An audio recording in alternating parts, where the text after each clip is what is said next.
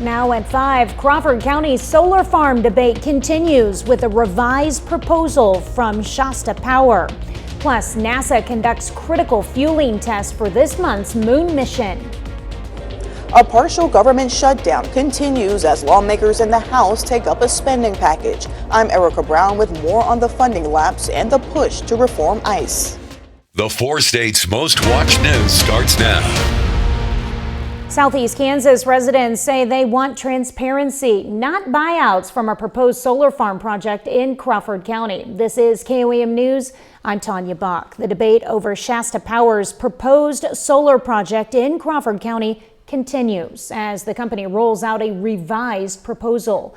County leaders say questions remain about how those changes are being communicated to residents. Kind of a strong arm approach where they're saying if you don't do it, you know, you're going to not get compensated, and that there may be the threat of eminent domain and some things thrown out there. Now the message is different from different constituents. It's not all the same, but there was a few that felt like they were being strong-armed into the proposition. That's really not what we approved. And we'll hear from one of the landowners along with a concerned Crawford County resident tonight at 6. One small Missouri town gets some big recognition. Neosho is named one of the winners of the Small Town Showcase Show Me 250. The showcase, hosted by the nonprofit Missouri Humanities, features small Missouri communities that have a lot of history and personality to offer, but may get overlooked by their bigger neighbors. Neosho and 4 other communities will be featured on the Small Town Showcase podcast, as well as a short film about each town. Meteorologist Austin Stantz joins us now with a first look at your forecast. Thanks, Tanya. Yeah, today, Groundhog Day 2026, the day we're supposed to have off, but no, just kidding. But, you know, Phil does like to have his own forecast, so today we were seeing, not getting Phil to pop up here. What's going on? Give me 1 second. We're going to go ahead and check this out here. For some reason, he did not want to pop up, and let's see. Looks like we have a frozen screen here, Tanya. Well, Groundhog Day was actually pretty warm here, so that was great news for us, where Phil saw his shadow today as he was coming out of the ground. So that was not good news for fans of spring, because they wanted 6 more weeks of winter. But because we're having technical difficulties here, we're going to have an update on everything coming up in your full forecast in just a couple minutes. All right, thanks, Austin. Well, the House Rules Committee is set to take up a funding package this afternoon to end the partial government shutdown that began this weekend. The Senate passed a deal Friday to separate out funding for the Department of Homeland Security while lawmakers negotiate reforms to ICE. Erica Brown has the latest from Capitol Hill. Ahead of a key committee meeting Monday, House Speaker Mike Johnson expressed optimism that the partial government shutdown will soon be over. Well, let's say I'm confident that we'll do it at least by Tuesday. We have a logistical challenge of getting everyone in town. The House Rules Committee is considering the deal the Senate passed Friday, which separates out the Department of Homeland Security and provides just 2 weeks of funding so lawmakers can negotiate reforms to ICE in the wake of the deadly shootings by federal agents in Minneapolis last month. Some Democratic lawmakers in the House have signaled they will vote against the funding package, demanding real changes before ICE and Customs and Border Protection receive more funding. For the Democrats to turn around and vote against it on Tuesday just to shut down the federal government makes no sense to me at all. I think the Speaker, the trick is getting it through the Rules Committee, and I believe that the Speaker would not do that if he didn't have the votes. Democrats are calling for an end to roving patrols of ICE agents, tighter warrant rules, body cameras for all agents, and a ban on face coverings. Taxpayer dollars should not be used to brutalize the American people and in some instances kill them. Other government agencies are also affected by the partial shutdown, including the Department of Defense, the State Department, and the Treasury Department. Erica Brown, CBS News, Capitol Hill. Congress already passed about half the funding bills, so money for things such as FDA and food assistance is not an issue this time around. Defense Secretary Pete Hegseth visited Cape Canaveral, Florida today, where NASA is conducting a critical fueling test ahead of the historic Artemis II mission to the moon.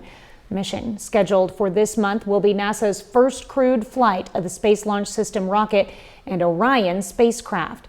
Teams are in the middle of a wet dress rehearsal. They're powering up the core stage to load hundreds of thousands of gallons of cryogenic fuel. On Monday, Hegseth met with Blue Origin founder Jeff Bezos, whose company is pausing space tourism flights to focus on building NASA's next generation lunar lander.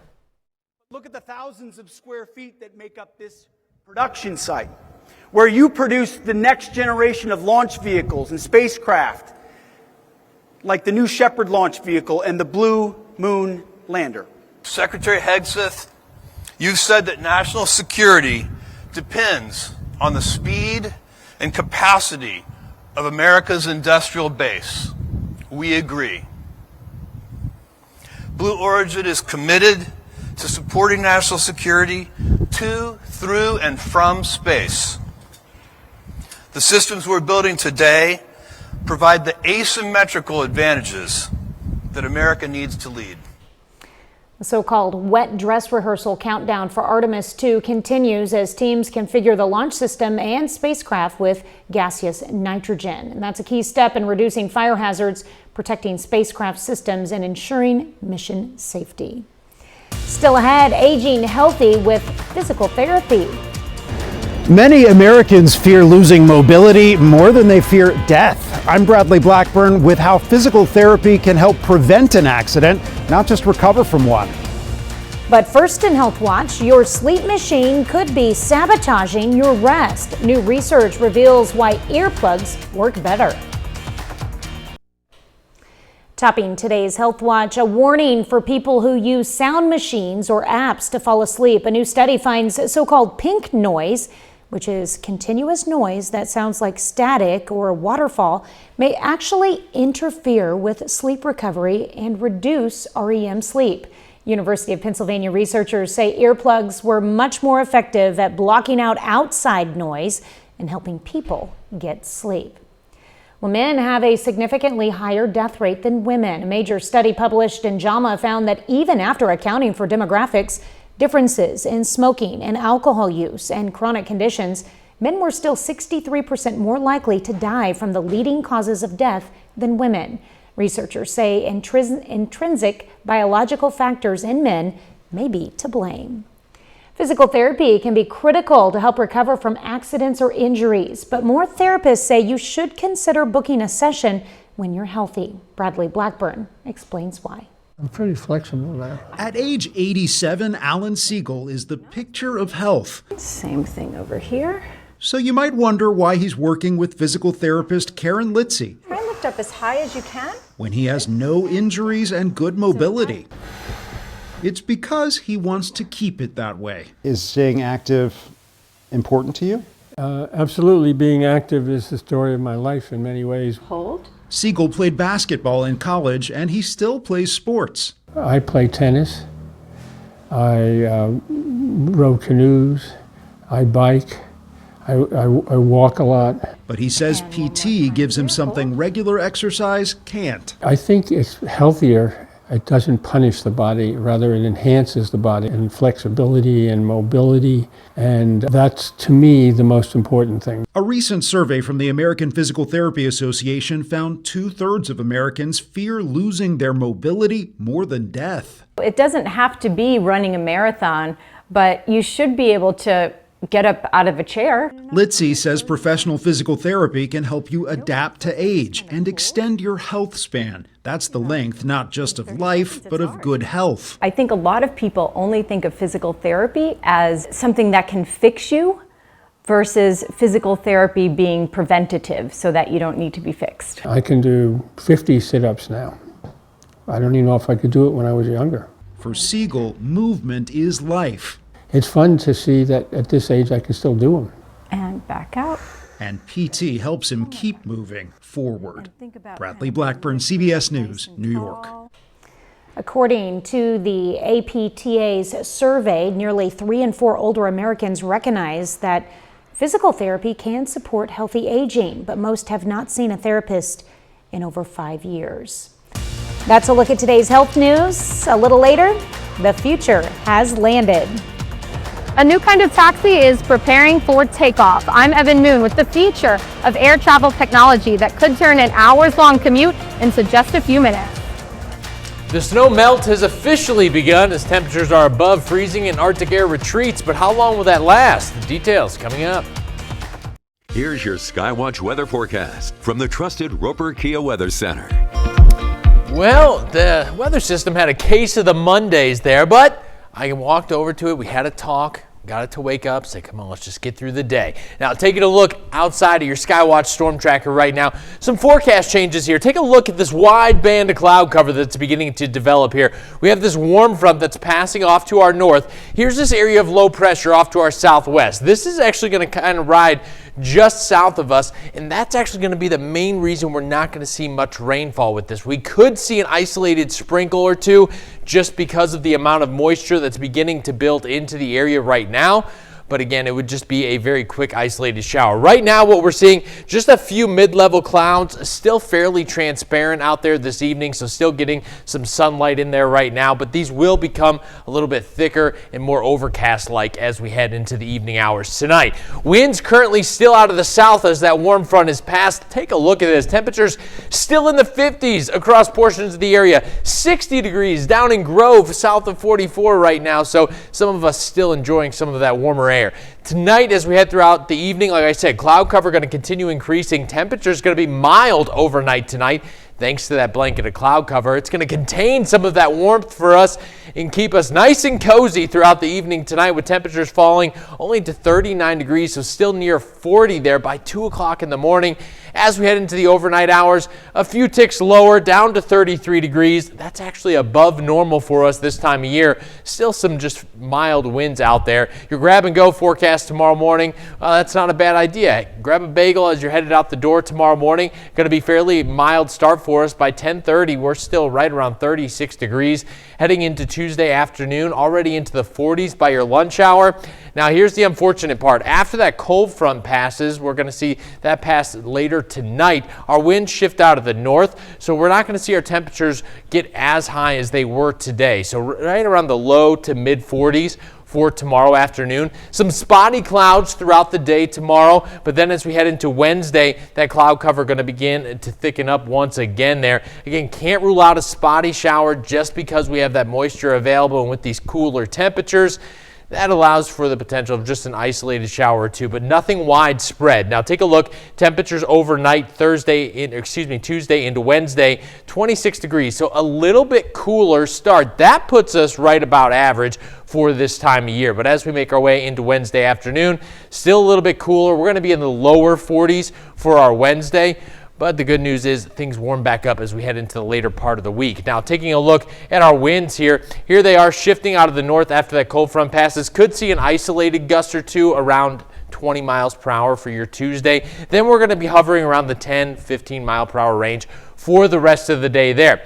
Getting a look at your 10-day forecast and what you can expect here. Take a look. After we get through the midweek, we're back into the 50s, near 60 there on Friday. Saturday, 54 degrees. Our next chance for a few showers is going to be on Sunday. Some of those could linger into the early morning hours of Monday, and then some more widespread rainfall likely by the time we make our way to the middle part of next week. You know, and Phil may have said 6 more weeks of winter, but that doesn't look like it right there. And I will take that. Yeah, we're going to get a break. There is something that we're watching down the line around second, third week of February here, but some things have to come into play for that to come to fruition. So for right now, just enjoy what we've got coming. Let the melt happen. All right, thanks, Austin. Well, we've got the perfect way for you to stay on top of severe weather. You can scan this QR code with your phone and head straight to the updated weather resources page on our website, where you can find information on storm shelters, weather updates, closings, and road conditions. You can also find tips for watching live streams in real time.